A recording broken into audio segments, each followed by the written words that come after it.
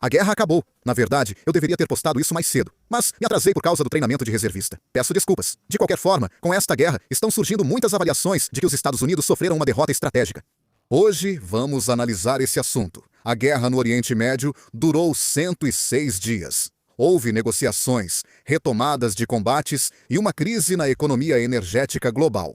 Até agora, o presidente Trump afirmou cerca de 40 vezes que a guerra acabaria e um acordo estava próximo. Desta vez, parece que realmente chegará ao fim. Estados Unidos e Irã fecharam um acordo em 19 de junho para assinar um memorando de entendimento para encerrar a guerra. Acho importante analisar o conteúdo desse MOU. O ponto 1 determina o fim imediato e permanente da guerra em todas as frentes, incluindo o Líbano, proibindo atos hostis e ameaças de força futuros. À primeira vista, parece a cláusula ideal, mas surgem dúvidas ao analisá-la. Esta guerra não envolveu só Estados Unidos e Irã. Diversos grupos armados participaram, como o Hezbollah do Líbano, os rebeldes Houthi do Iêmen e as milícias pró-Irã no Iraque e na Síria. No entanto, em nenhum lugar do rascunho divulgado desta vez há menção ao desarmamento desses grupos, a dissolução das organizações ou a alteração da cadeia de comando. O que merece ainda mais atenção é que também não há cláusulas para bloquear o apoio financeiro, o fornecimento de armas ou o compartilhamento de informações entre o Irã e os grupos armados pró-Irã, o que é uma falha do acordo. Se essa parte for excluída do acordo final, o Irã pode encerrar só a guerra e manter grande parte de sua influência. Não está claro quem será responsabilizado por possíveis confrontos ou ataques com foguetes nas fronteiras no futuro.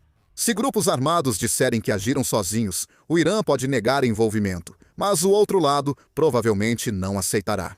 Entre especialistas em segurança do Oriente Médio, avalia-se que, mais importante que o fim da guerra, é como a rede de grupos armados pró-Irã será gerenciada depois. O artigo 2 aborda o respeito à soberania, a integridade territorial e a não interferência nos assuntos internos. À primeira vista, parece um princípio que todos deveriam seguir. No entanto, considerando a relação entre os Estados Unidos e o Irã, essa é uma cláusula bastante significativa. Os Estados Unidos têm pressionado continuamente o Irã por décadas em relação ao desenvolvimento nuclear, atividades militares e políticas econômicas. Por outro lado, o Irã também tem criticado fortemente as políticas dos Estados Unidos no Oriente Médio e tem mantido uma postura de confronto. No entanto, o rascunho deste acordo inclui o compromisso de ambos os lados de se absterem desse tipo de intervenção. O problema é que, caso os Estados Unidos voltem a impor sanções econômicas ou exerçam pressão militar no futuro, o Irã poderá imediatamente alegar violação do artigo 2. Análises indicam que, mesmo com o Irã buscando ampliar sua influência regional, as opções de resposta dos Estados Unidos podem ser limitadas. Por isso, alguns especialistas acreditam que esse artigo pode contribuir para a melhoria das relações e para a estabilidade, mas também pode se tornar uma nova fonte de conflitos devido a diferentes interpretações. O artigo 3 estabelece que o acordo final deve ser alcançado em até 60 dias. Muitos especialistas consideram esse um dos artigos cuja viabilidade é mais questionável. Atualmente, há questões muito complexas na mesa de negociações, começando pelo programa nuclear, passando pelo levantamento de sanções, devolução de ativos congelados, normalização das exportações de petróleo, redução das tensões militares e até a reorganização da ordem pós-guerra.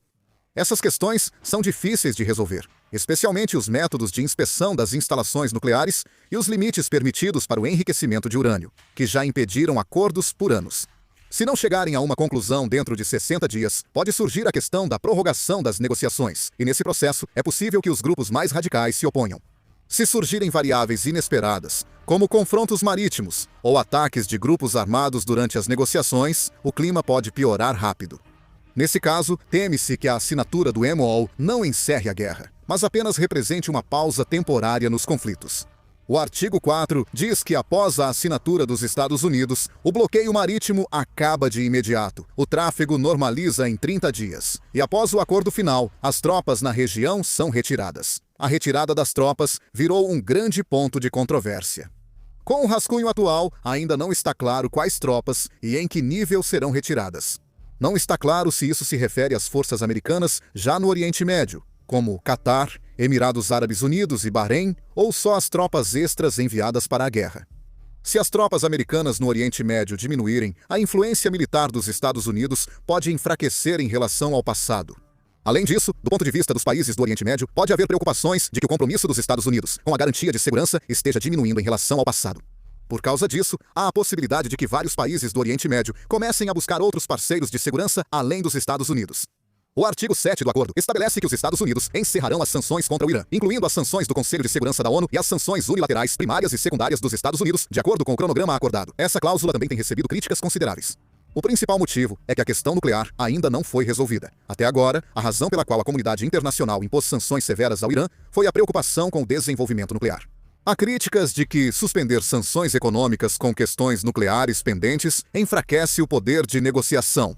Em especial, os setores linha dura dentro dos Estados Unidos argumentam que, se as sanções forem suspensas e o Irã recuperar seu poder econômico, a influência dos Estados Unidos nas futuras negociações pode acabar diminuindo.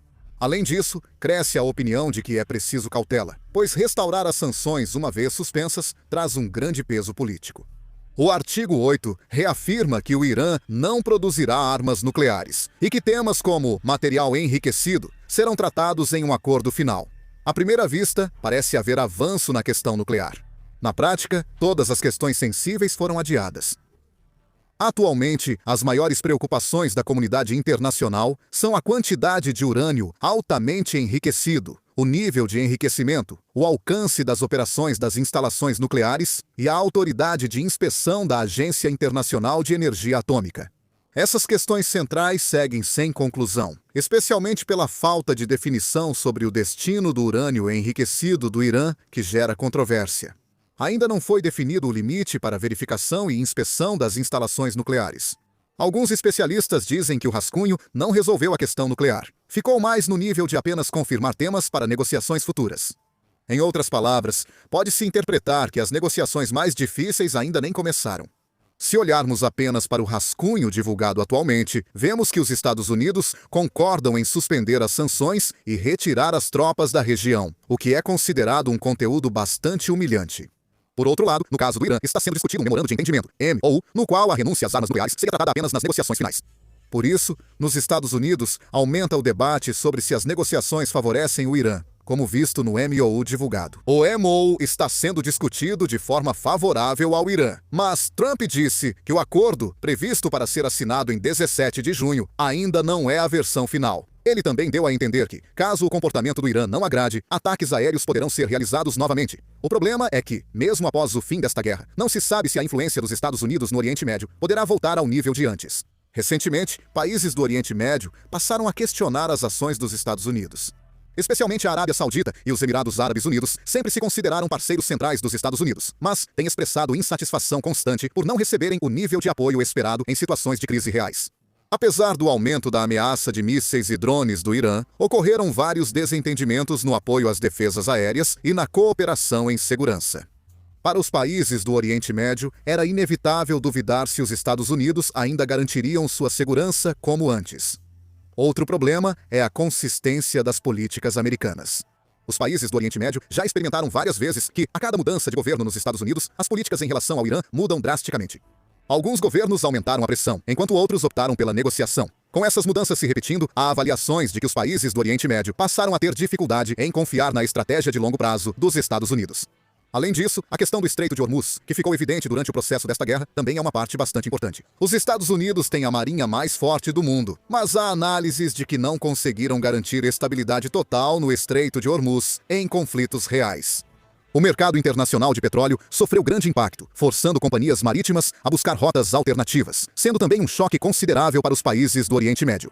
Isso porque ficou comprovado que, mesmo com a presença dos Estados Unidos, as rotas de transporte de energia podem ser ameaçadas a qualquer momento.